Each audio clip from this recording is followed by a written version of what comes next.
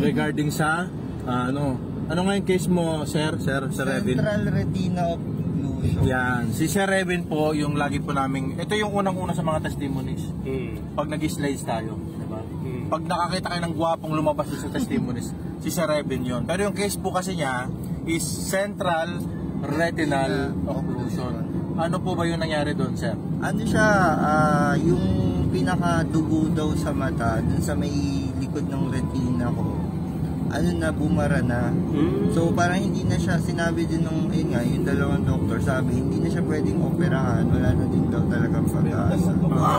Kaya hindi na pwedeng operahan, tsaka wala nang pag-asa. Wala talaga, yung kahit i-laser nila or kung anong gagawin, wala na daw talaga. Dalawang doktor ba yun? Dalawang doktor. So anong naging nangyari sa iyo nun? Ibig sabihin, ano yung pinaka naranasan mo nung tumama sa iyo?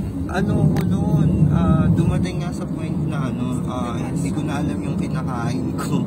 Bakit? Anong naging epekto sa paningin mo? Kasi tawag dito, paggabi naman, parang bawal ka na lumabas ng kalsada kasi pag lumabas ka ma-aksidente ka. Ganun. Pero may nakikita ka pa ba? May makikita ka pero maulap. Sobrang na. Maulap. Ganun Parang halos nabulag na, ganun ba?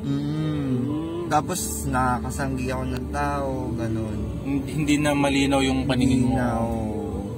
Tapos ano yung nangyari? Meron ka bang medical management na binigay sa yung payo yung doktor? O Actually, may sinabi yung doktor na tingnan natin kung meron pang pero yun nga, sinabi nila hindi nila ako binibigyan ng chance na parang gagaling na parang talaga. pag-asa. Parang ganun, malabo talaga. Tapos yun, may pinainom sa'yo? May pinainom sa akin na siguro nakatulong din talaga siya, food supplements. Supplement? Oo, pero halos lahat talaga ininom ko rin na food supplements sa vitamins sa mata. Tapos, okay.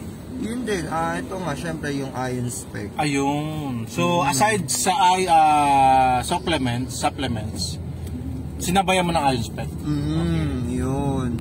Pero dapat kasi, yun nga, dumating kasi sa point na parang, pag nasasot ako ng iron spec, umano siya yung lumalabo.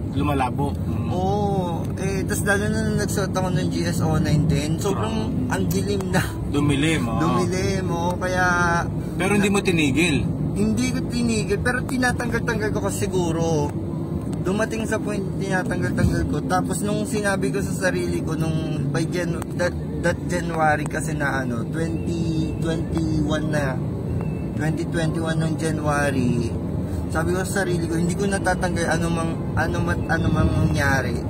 8 to 10 hours ko talaga sinusuot. 8 to 10 hours? Oo, yun kasi yung tamang pagsuot talaga.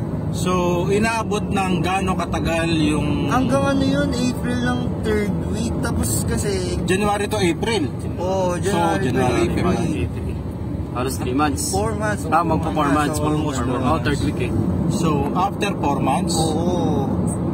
Pero bago kasi yun, nagsusuot na ako na iron spec noon. Before pa? Oo, before pa. Pero hindi tama. Hindi tama yung pagsuot ko noon. May factor pala yung duration ng pagsuot. Oo, meron talaga. So, ibig sabihin, anong nangyari na after ng 4 months na yun? Ang regular na pagsuot ng iron spec? Kasi, that time, nung sa 3rd week ng April, pumunta ako sa kaibigan ko, which is yun nga, kay Micaela Tulunas. Meron sila... Shoutout. Merong table tennis kayo sa kanila. So, nagulat din sila na una medyo hindi ko natatamaan yung bola that time. Tapos, nung medyo tumatagal-tagal na, siguro na-exercise din yung mata ko talaga. Yung bilis ng bola, may machine kasi sila din. Nasundan mo? Oo, nasusundan ko. Wow. Kaya yun, tapos nung kasi ang alam ko pag madaling araw or paggabi, alam ko yung ambience ko sa labas na wala ka talaga makikita.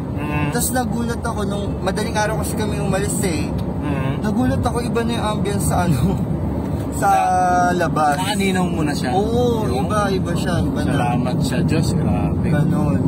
Tapos yun na, tinuloy-tuloy ko pa rin. Pero ngayon hindi na nga ako nagtitake na Nung time na yun, may kasabay ka pa rin supplements?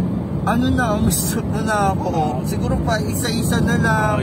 Kasi paubos na rin yung mga vitamins talaga sa mata. I respect talaga. Kasi nag-supplements na siya before ano eh. Pero kahit hanggang ngayon naman kasi na-experience ko pa rin yung like sa mga sikat ng araw pag hindi ka talaga nakasuot, masakit sa mata. Lalo dapat GS09 gamit mo. Actually may dala ako ngayon GS09. Yun. So, salamat boss. Salamat. Yun.